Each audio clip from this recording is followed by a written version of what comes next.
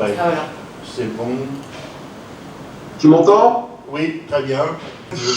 Donc tu es un ufologue et écrivain qui a écrit plusieurs livres, dont le dernier c'est Les Triangles de la Nuit, ce qui m'a donné envie de t'inviter. Tu as eu la gentillesse de participer. C'est très bien. Donc je voudrais, voilà, je vais te laisser nous expliquer tes activités et puis le propos de ce livre. Je vais attaquer sur le livre tout de suite. Ouais. Bien, bonjour à toutes et à tous, hein, et puis surtout merci à Patrice Galacticos donc pour son invitation à Paris. Malheureusement, je n'ai pas pu me déplacer, mais bon, là, apparemment, les problèmes techniques ont été résolus, et puis, donc, je vous reçois 5 sur 5, et vous me recevez aussi, j'espère, 5 sur 5. Voilà. Alors, je me présente, Daniel Robin, je suis actuellement le président de l'association OVNI Investigation, qui est basée à Lyon. J'anime aussi un réseau national d'enquêteurs qui compte environ une quarantaine de membres. Alors, en ce qui concerne les publications ufologiques, j'ai publié un livre sur les mutilations animales en 2015. Le titre du livre, c'était « Mutilation animale, OVNI et empire secret ». Ensuite, j'ai publié une étude sur ce qu'on a appelé les apparitions mariales de Fatima, chez l'éditeur Québec Livre, c'était aussi en 2015. Donc le titre du livre, c'était « Fatima, le quatrième secret, la plus grande entreprise de communication entre les extraterrestres ». Ah, il y a une coupure. Vous m'entendez? Oui, très bien. D'accord. Alors pourquoi entreprendre une étude spécifique sur les ovnis de forme triangulaire? Alors il y a à cela au moins, je dirais, deux raisons. Hein. Bon, tout d'abord, en tant que président de l'association OVNI Investigation et à ce titre aussi enquêteur de terrain avec mon équipe, j'étais confronté à partir des années 2000 environ à un nombre croissant de témoignages mentionnant des ovnis de forme triangulaire et plus particulièrement ce qu'on appelle les mystérieux triangles noirs qui semblent hanter nos cieux depuis quelques années. Alors aujourd'hui, j'estime que plus de 90% des témoignages intéressants qui nous parviennent, essentiellement par le biais du site, concernent des options qui impliquent des ovnis de forme triangulaire.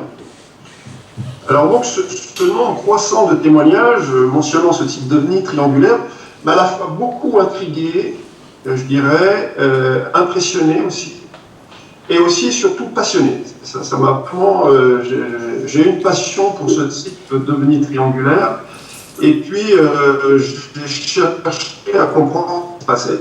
Alors pourquoi y avait-il tant d'ovnis triangulaires qui étaient signalés par les témoins? Qu'est-ce que cela voulait-il? Tu m'entends toujours pour bien, Patrice? Un petit peu moins bien, c'est parce que peut-être j'ai tu veux que je parle plus fort? Non, c'est parce que la ligne est un peu de problème à Bonne transmettre. ligne, bon... Je vais revenir à un format un peu plus faible. Vas-y, tu peux parler?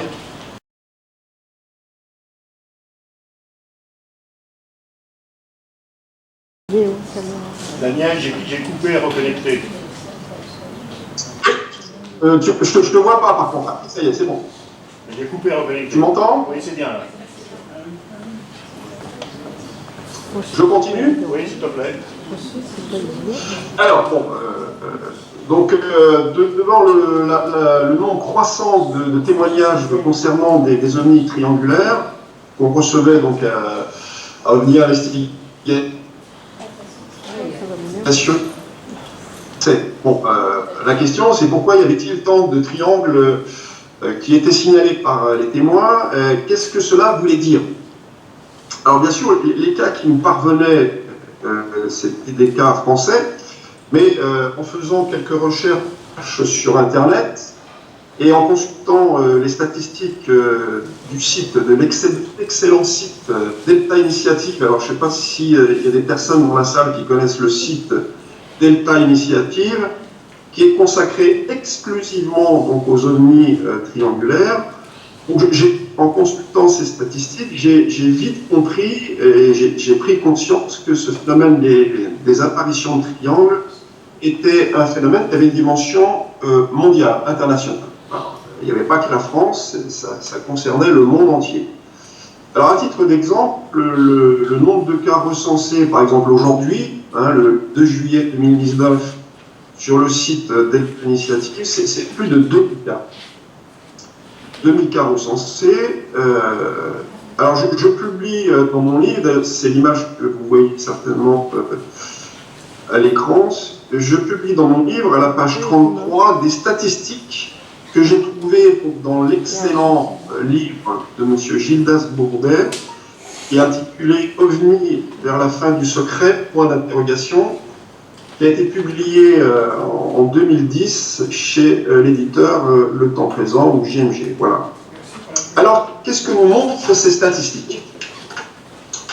On constate qu'entre les années 60 et l'an 2000, on passe de 1 cas recensé par an, en moyenne, à 230 cas recensés par an, en moyenne. Alors, ces statistiques concernent des cas américains, puisque les sources sont les sources de l'association NUFOR, qui est une association américaine. Alors, les statistiques montraient de façon évidente que c'était non seulement un phénomène mondial, mais qu'il y avait aussi une augmentation constante de ces observations avec le temps, depuis les années 60 jusqu'à l'an 2000. Bon, là, je n'ai pas de statistiques complètes jusqu'à aujourd'hui, mais déjà, on voit que entre 1960 et l'an 2000, on a vraiment une explosion des cas d'observation d'ovnis triangulaires. Alors, la seconde raison, outre l'augmentation de ces cas, la seconde raison qui m'a poussé à entreprendre cette étude, c'est qu'il n'existe pas en France, à ma connaissance, d'études qui soient entièrement consacrées à ce sujet. Alors, bien sûr, certains ufologues en parlent dans leurs livres, et notamment M. Gildas Bourdet, que je cite encore, mais en général, ils n'y consacrent soit qu'un chapitre, dans le meilleur des cas, soit le plus souvent qu'un paragraphe. Alors, il n'y a pas d'étude complète sur la question des ovnis triangulaires. Donc, en écrivant ce livre, j'ai voulu, en quelque sorte,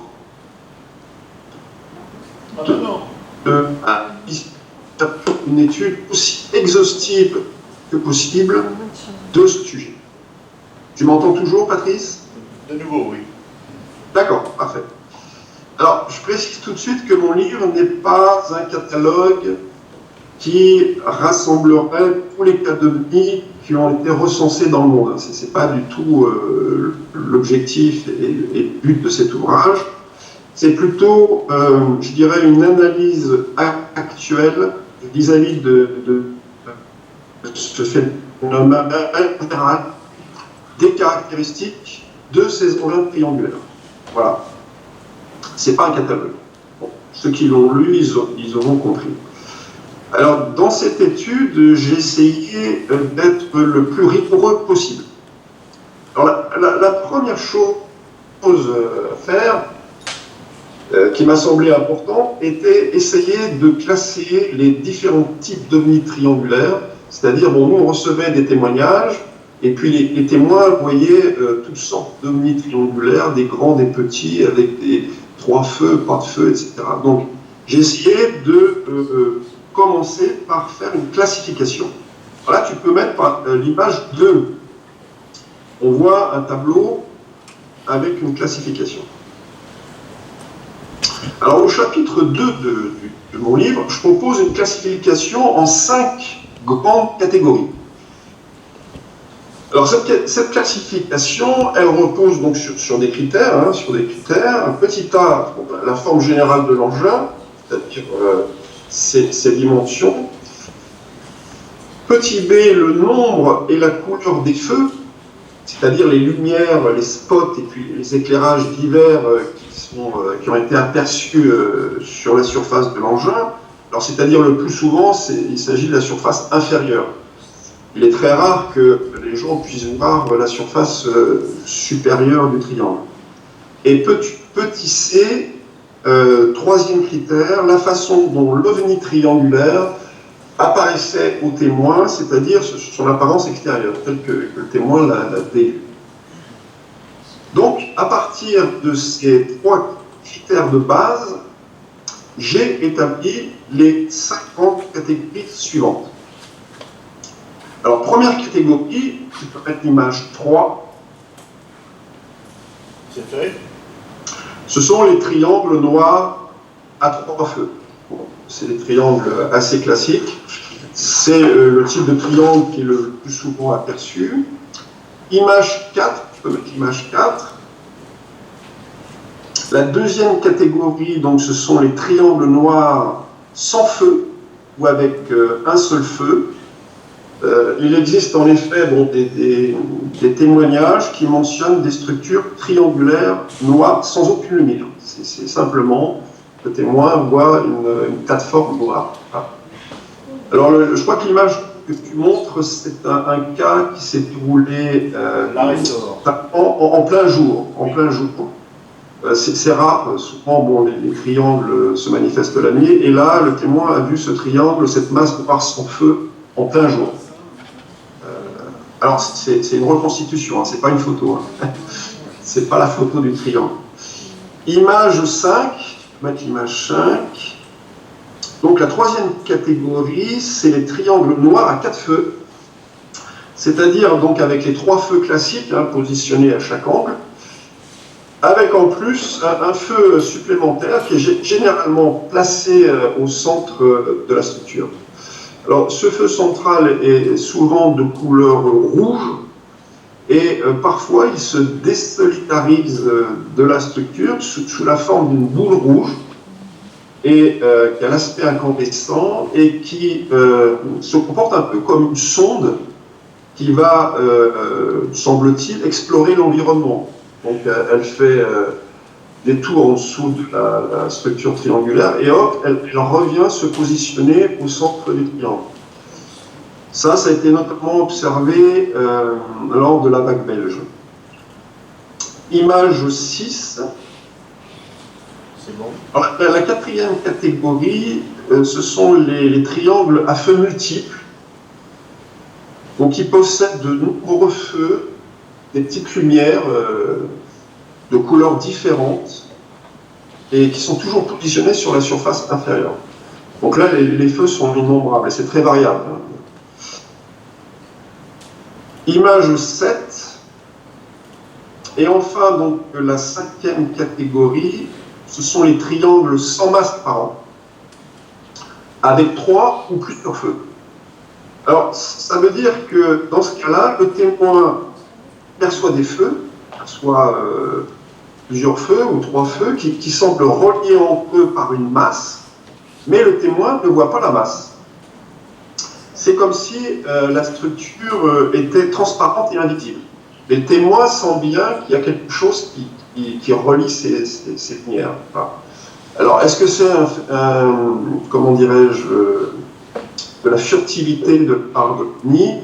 Est-ce que l'OVNI se rend transparent? Bon, on peut émettre toutes sortes d'hypothèses sur cette visibilité. Voilà. Alors bon, ces 5 catégories ne représentent bien évidemment, c'est un essai de classification qui tente de dresser, je dirais, une sorte de portrait robot des ovnis triangulaires. Là, tu peux mettre l'image 8 pour montrer un petit peu les différents types de triangulaires qu'on a. Alors, ce qui est intéressant, selon moi, c'est qu'une telle classification peut déboucher sur une analyse des performances et puis des caractéristiques et des propriétés de ces engins triangulaires. Elle peut nous permettre de mieux appréhender le niveau technologique de ces engins. Donc il faut commencer par classifier.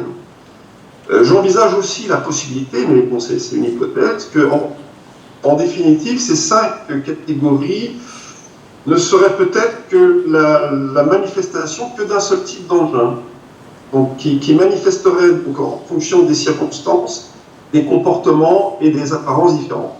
Ça pourrait être un seul engin qui prendrait plusieurs formes, plusieurs feux, hein, qui aurait plusieurs apparences. Ce n'est bien sûr qu'une hypothèse. Alors, ce qu'il faut retenir, c'est que la mise en place d'une classification ne constitue qu'une première phase qui est indispensable à toute étude plus complète des ovnis triangulaires.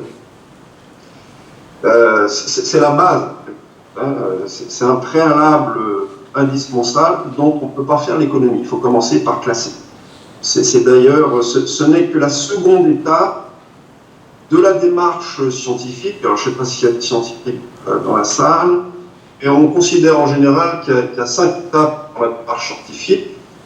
Première étape, c'est l'observation, on observe. Deuxième étape du processus scientifique, c'est décrire et classer ce qu'on observe. Bon, ça, on l'a bien vu lorsqu'on a commencé à étudier les insectes, on a commencé à étudier les plantes, on les a observés, on les a décrits et on les a classés. Troisième étape, alors là c'est un peu plus sophistiqué, on essaye de prévoir ce qui va se passer, c'est-à-dire on construit un modèle théorique. Quatrième étape, on élabore un dispositif expérimental pour tester le modèle, et enfin cinquième étape, on valide ou on réfute le modèle en fonction des résultats de l'expérimentation. Voilà. Bon, ça c'est les grandes 5 grandes étapes de recherche scientifique. Alors bien évidemment, en ufologie, on n'en est pas encore là, on est encore à l'étape 2, c'est-à-dire décrire et classer. Voilà, on en est encore là, on est encore très loin de la possibilité de voir ce qui va se passer. Donc, après avoir établi une classification générale des ovnis triangulaires, j'ai cherché à mettre en évidence les caractéristiques de ce projet. Alors, pour commencer, il faut signaler que les ovnis triangulaires sont plutôt observés la nuit ou à la tombée du jour. C'est-à-dire en général vers 19h, 19h30 donc en hiver, parce que la nuit tombe assez rapidement, et plutôt 23h, 23h30 en été. Voilà. Les statistiques montrent que c'est un peu dans ces horaires-là qui se manifestent. On a cependant enregistré quelques cas d'observation de triangles noirs en plein jour. Mais bon, le pourcentage de ces cas est quand même très faible. La majorité, c'est des observations nocturnes ou à la tombée de la nuit. Alors par ailleurs, je dois dire que je n'ai jamais enquêté sur un témoignage dans lequel est signalé l'atterrissage d'un ovni triangulaire. Alors contrairement aux disques, aux soucoupes volantes des années 50 et 60, hein, je ne connais pas personnellement d'atterrissage de triangles noirs dans un champ de lavande, par exemple, hein, comme le cas de Valençol. Alors c'est un fait suffisamment curieux pour être signalé. On n'a pas de cas d'atterrissage d'ovnis triangulaires. Bon, pour quelle raison, ça, je l'ignore. Il faut aussi remarquer que je ne connais pas de cas où un triangle posé au sol est accompagné d'entités humanoïdes ou non, ce qu'on appelle les RR3. Je ne connais pas personnellement de RR3 dans les sphères impliquant des ovnis triangulaires. Alors dans mon livre, cependant, mon paragraphe qui est intitulé Ovnis triangulaires et RR3, je signale seulement 2 cas américains. J'ai mis 2 cas, c'est celui qui a écrit le livre sur les apparitions mondiales, Éric Zurcher, qui m'a fait passer ces 2 cas. Bon, je n'ai pas personnellement enquêté sur ces 2 cas. Bon, les autres cas qui sont mentionnés dans la base de données de MUFON et puis aussi dans le catalogue du NUFORC ne sont pas, selon moi, assez documentés et puis enquêtés pour les considérer comme des cas probants. Bon, je les signale, mais voilà, pour moi, ce n'est pas des cas qui ont été prouvés.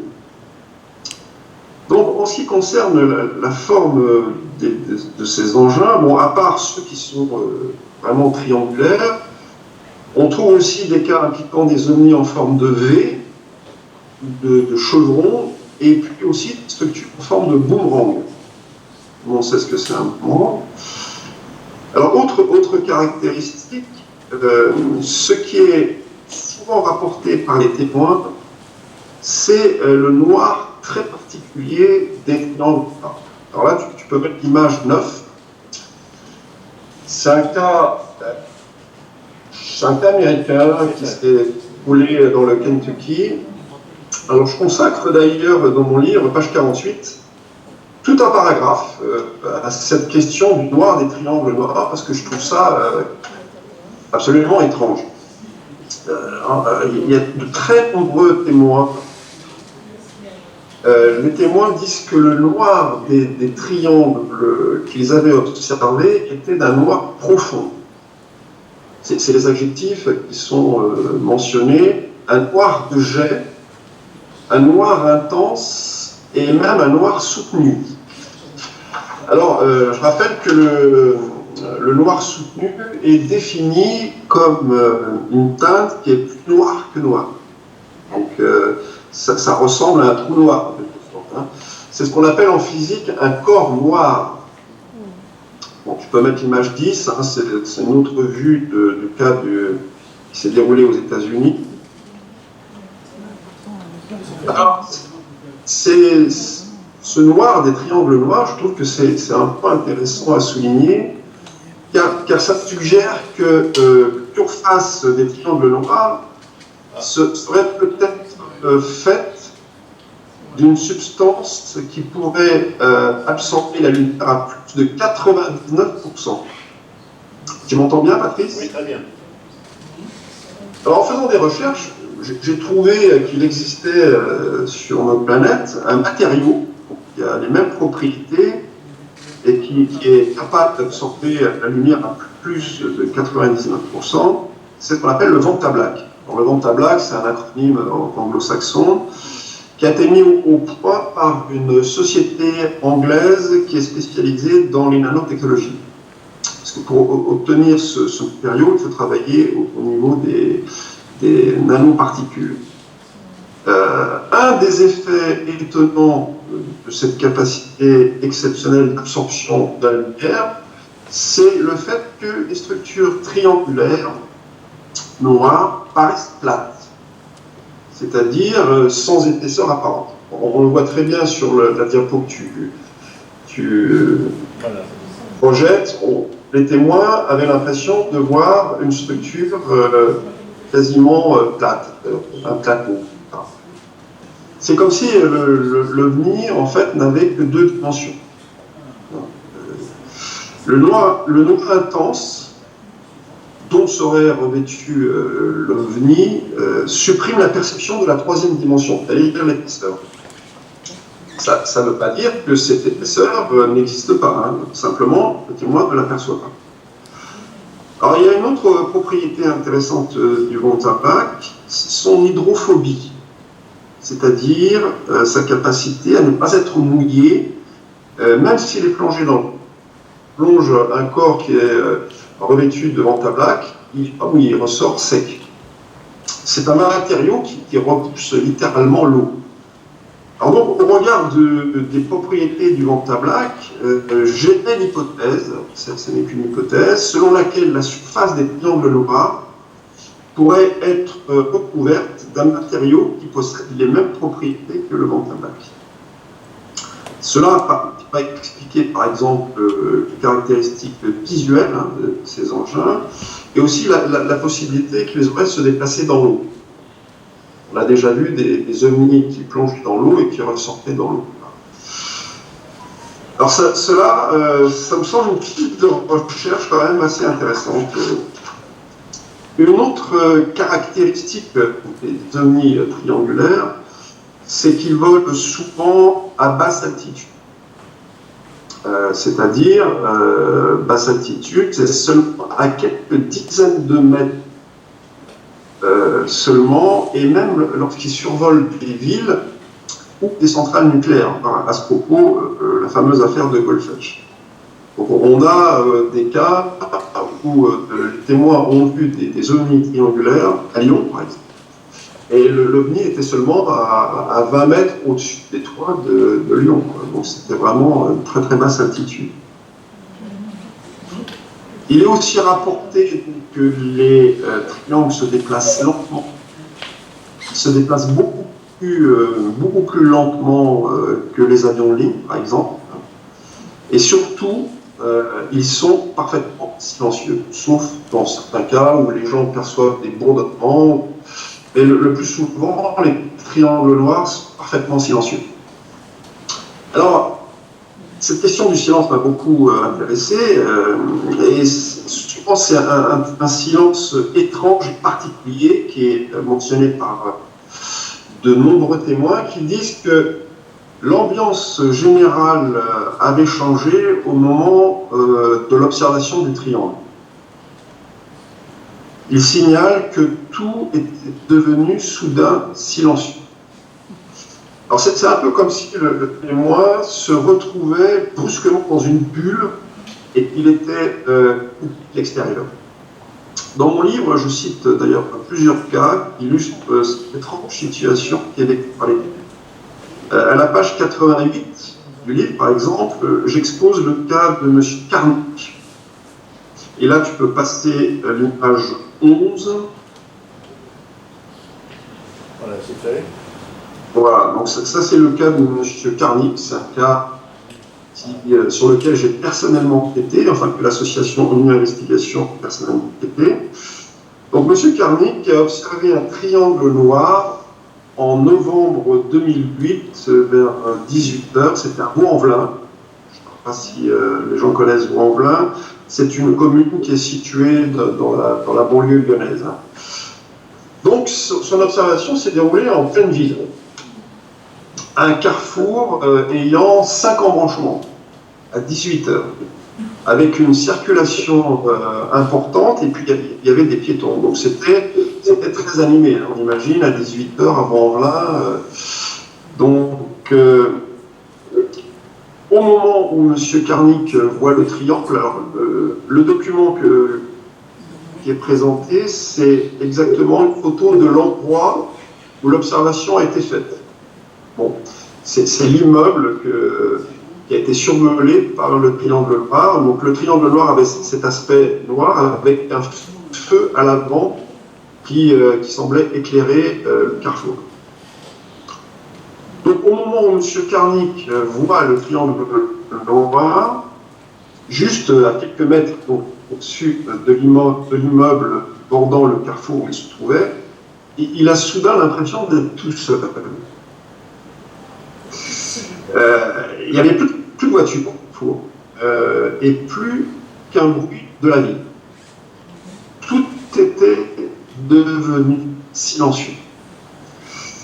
Alors, le témoin éprouva donc un fort sentiment d'isolement et de solitude qui l'a vraiment fortement impressionné. Je me souviens, lorsqu'on a fait cette enquête, ça l'a vraiment impressionné et puis intrigué de se retrouver brusquement, comme ça, isolé du monde extérieur.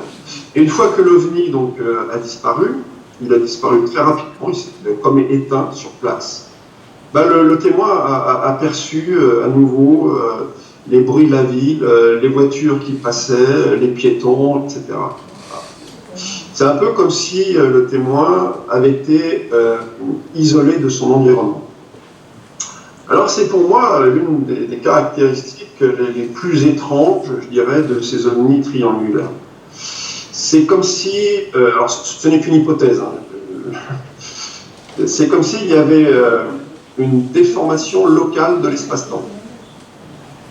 Et que le témoin entrait dans ce que j'appelle la zone d'influence de l'OVNI.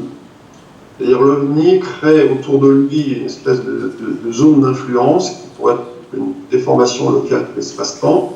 Et si le témoin est suffisamment proche de l'OVNI, ben voilà, l'espace-temps se déforme et il ne perçoit plus les bruits de la ville. Enfin, c'est comme s'il était isolé. Bien sûr, c'était une hypothèse. Hein. Alors, dans mon livre, au chapitre 3, je traite une question qui me semble très importante, c'est celle de l'interférence des ovnis avec la conscience des témoins.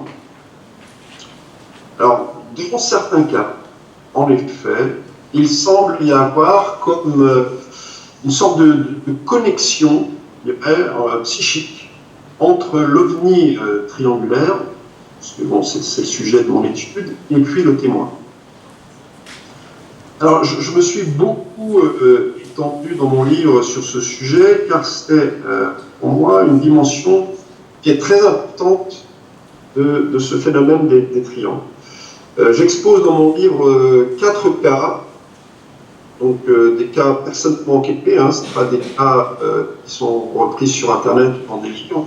J'ai rencontré les témoins, je les ai auditionnés, je leur ai fait remplir des questionnaires. Donc, ces 4 cas que j'ai sélectionnés sont très représentatifs de cette dimension psychique qui est liée aux ovnis. Alors, je précise que bon, ce ne sont pas tous les témoins d'ovnis triangulaires qui relatent une connexion psychique entre l'ovni et eux, évidemment. Ce sont quand même des cas qui sont, je dirais, relativement rares et marginaux par rapport à l'ensemble des témoignages que reçoit OVNI Investigation. Alors, comment se manifeste cette sorte de lien psychique entre l'OVNI et le témoin? Dans mon livre, j'expose un cas qui est très intéressant, c'est le cas de Xavier S.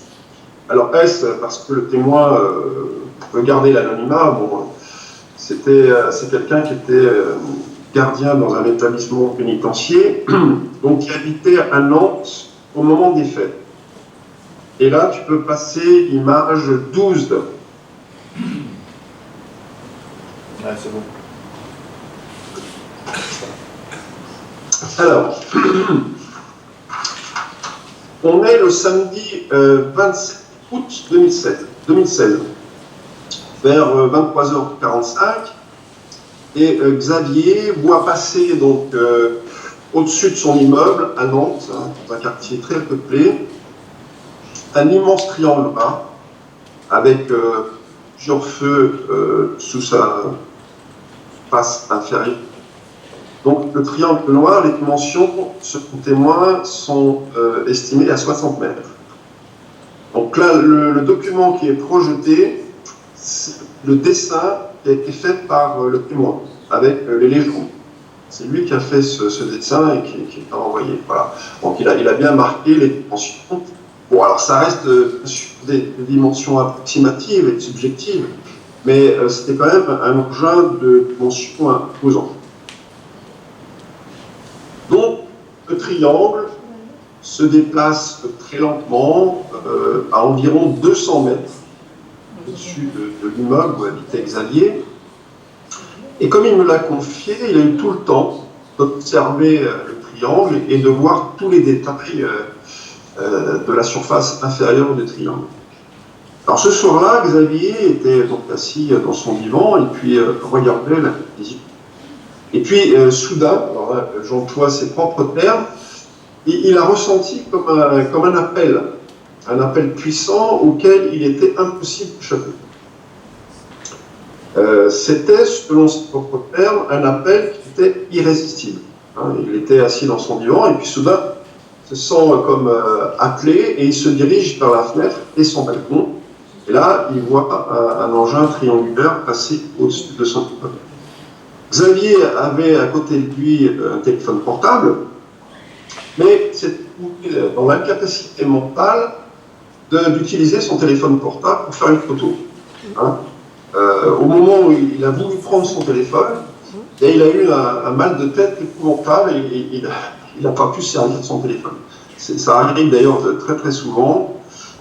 C'est la raison pour laquelle on n'a pratiquement pas de documents photographiques concernant les ovnis en général et les ovnis triangulaires en particulier.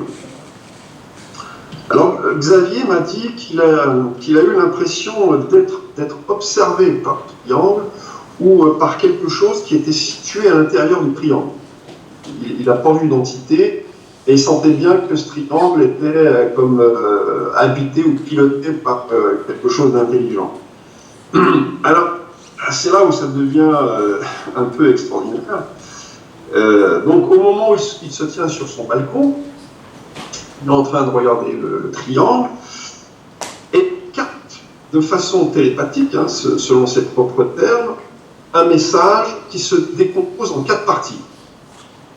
Alors, première partie message, il entend le mot paix, tout seul. Deuxième partie du message, il entend la phrase nous sommes pacifiques. Troisième partie du message, il entend la phrase n'ayez pas peur.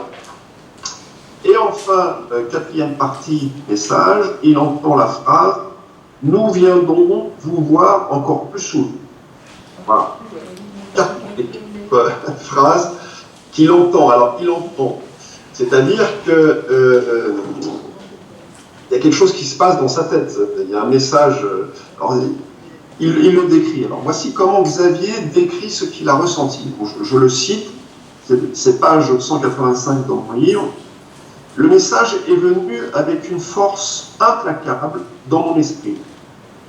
C'était comme une voix masculine, naturelle, non synthétique, impérieuse, mais douce et rassurante. Le message que j'ai reçu était clair et rassurant. Il semblait s'adresser autant à moi qu'à tous les êtres humains de cette planète. Il semblait aussi vouloir dire qu'il fallait que je transmette ce message au plus grand nombre de personnes possible. C'est toujours Xavier qui parle.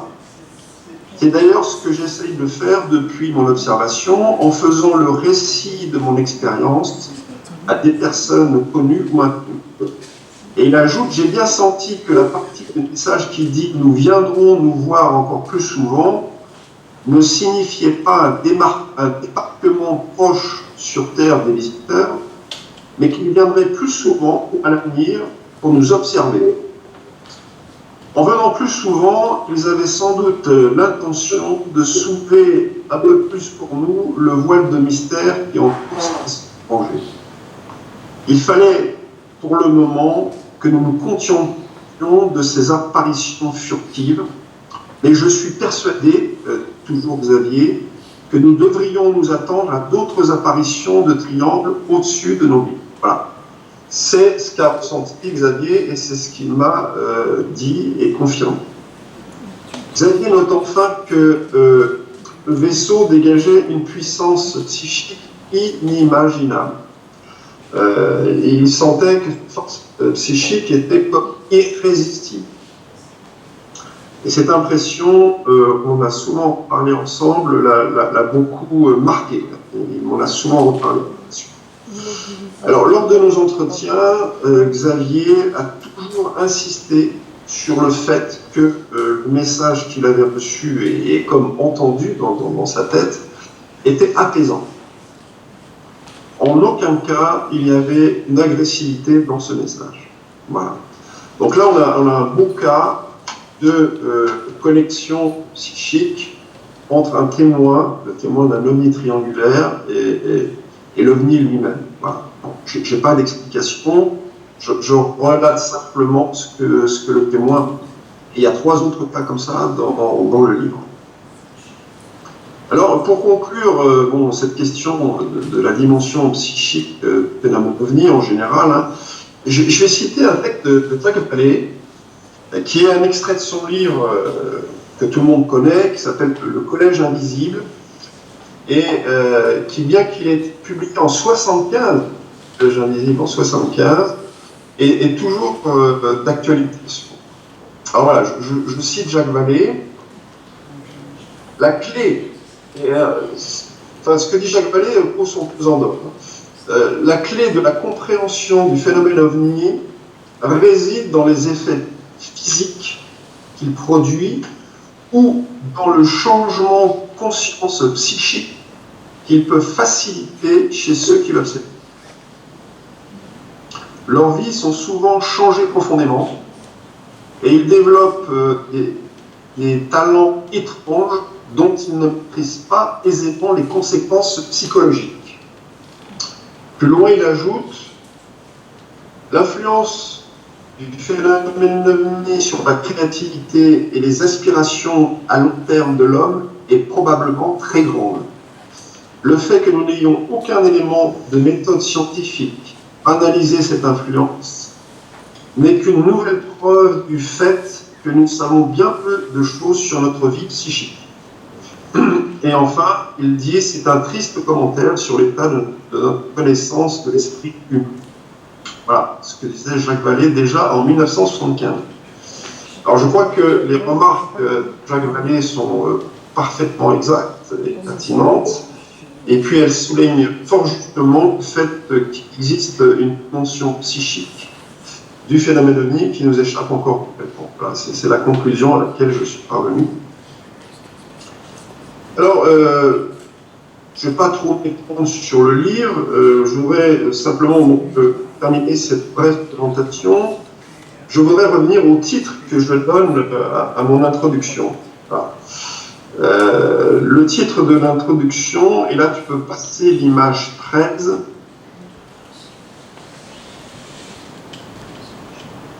C'est fait. Voilà. Donc le titre de mon introduction, c'est « À quoi doit-on se préparer ?»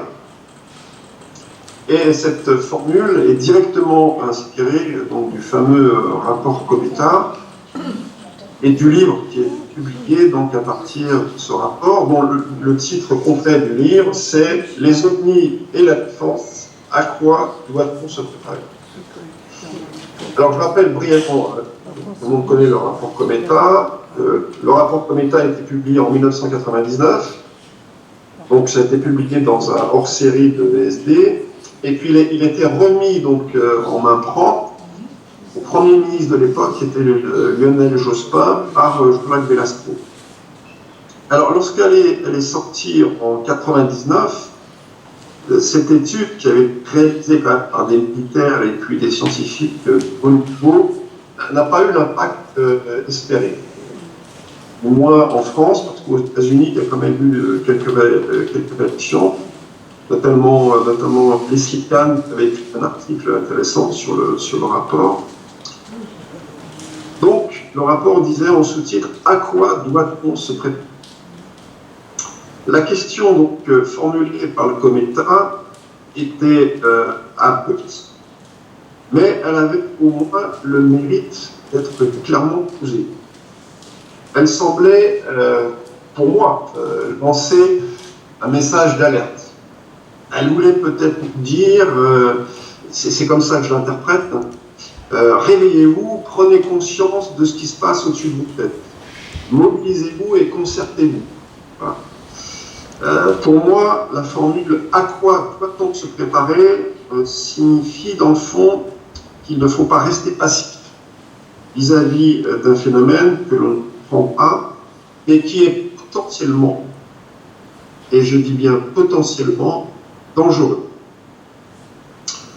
Alors, on m'a d'ailleurs reproché le sous-titre de mon livre, « Enquête sur un phénomène inquiétant ». Alors, une fois, j'ai même reçu un mail d'une personne qui était agacée par ce sous-titre. Alors, cette personne me disait dans son mail que c'était idiot de dire que le phénomène des ovnis triangulaires était inquiétant et comme sous-entendu qu'il est peut-être dangereux et agressif. Alors pour cette personne, les ovnis ne pouvaient être que bienveillants, ils ne pouvaient pas être agressifs. Alors certes, j'ai compris ce que cette personne voulait me dire, mais qu'est-ce qu'on en sait réellement? Qu'est-ce qu'on en sait réellement aujourd'hui? Et là, tu peux mettre image 14. Voilà, c'est fait. Alors tout ce qu'on sait, tout ce que nous savons, c'est que nous avons donc affaire à un phénomène quand même de grande ampleur, donc qui déploie sur de nombreux territoires à travers le monde, je dirais une armada d'engins de forme triangulaire. Quand je dis une armada, ça peut être des milliers d'engins qui sont à la manœuvre sur l'ensemble du pays. Il ne faut pas les comptabiliser. Et comme on a des milliers de cas, ça peut être des milliers d'engins qui sont déployés. Bon, par ailleurs, il semblerait que les armées des pays concernés, notamment les armées de l'air, soient incapables d'empêcher donc ces incursions étrangères dans nos espaces aériens qui sont régulièrement violés. Nous devons aussi reconnaître que nous n'avons aucune idée des intentions réelles de ces visiteurs nocturnes. La question qui se poser, pour moi, c'est que veulent-ils?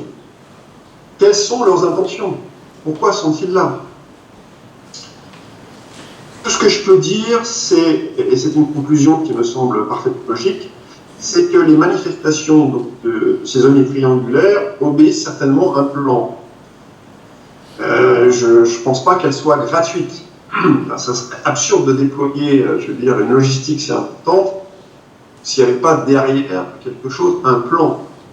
Donc je suis parvenu à la conclusion que les manifestations d'ovnis triangulaires auxquelles on assiste, sans pouvoir rien faire d'ailleurs, rentrent toutes dans une sorte de planning, je dirais, ou un agenda global qui doit nécessairement aboutir à un résultat à plus ou moins brève échéance. Alors les questions que nous devons nous poser, selon moi, sont les suivantes. Il y a toute une série de questions qu'on va se poser. D'où viennent ces engins? Par qui sont-ils pilotés? Quelle technologie utilisent-ils? Pourquoi survolent-ils notre territoire avec insistance? Parce qu'on a quand même beaucoup de cas, des témoignages mentionnant des ovnis triangulaires. Quelles sont leurs intentions vis-à-vis des populations? Cette sorte de surveillance entre la vie permanente obéit-elle à un plan? Et si oui, lequel? Les organismes officiels, donc, tels que l'armée de l'air, la gendarmerie nationale, le CNES, les services de renseignement, sont-ils conscients de la situation? Et si oui, quelle action mènent-ils sans en informer les populations? C'est des questions légitimes. Dans le cas où les organismes officiels que je viens de citer mèneraient des actions visant à surveiller les activités de ces engins, pourquoi ces actions sont-elles gardées secrètes? Allons-nous bientôt faire face à une situation exceptionnelle que nous n'avons pas anticipée? Sommes-nous en danger? Que devons-nous craindre de ce phénomène dont nous ne savons pas grand-chose dans le fond? Voilà, c'est toutes les questions. Il y a un ufologue, je veux dire, un peu conscient de la situation, ne peut pas se couper. Voilà. Alors, en ce qui me concerne, j'estime qu'il est grand temps d'avertir nos concitoyens sur la gravité de la situation. Pour moi, et j'ai des raisons de le penser, la situation est grave. Il faut, comme dit l'expression populaire, appeler un chat, et ne plus faire comme s'il ne se passait rien. Alors, je pense en effet que plutôt le public sera informé de ce qui se passe, et mieux il réagira à ce qui peut ou à ce qui doit arriver. C'est simplement du bon sens. Le déni n'a jamais été une bonne stratégie pour affronter la réalité. Alors seule une prise de conscience claire et sereine de la situation nous donnera le courage de regarder les faits qui pourraient se présenter à nous à plus ou moins brève échéance et d'y faire face sans céder à la panique. Il est, selon moi, urgent que nous ayons enfin une attitude adulte vis-à-vis du phénomène ovni en général et agir en conséquence. Voilà. Alors c'est un peu le message que j'ai essayé de faire passer dans mon livre. J'espère qu'il est passé. En tout cas, voilà, merci de votre attention et je vais répondre à votre question.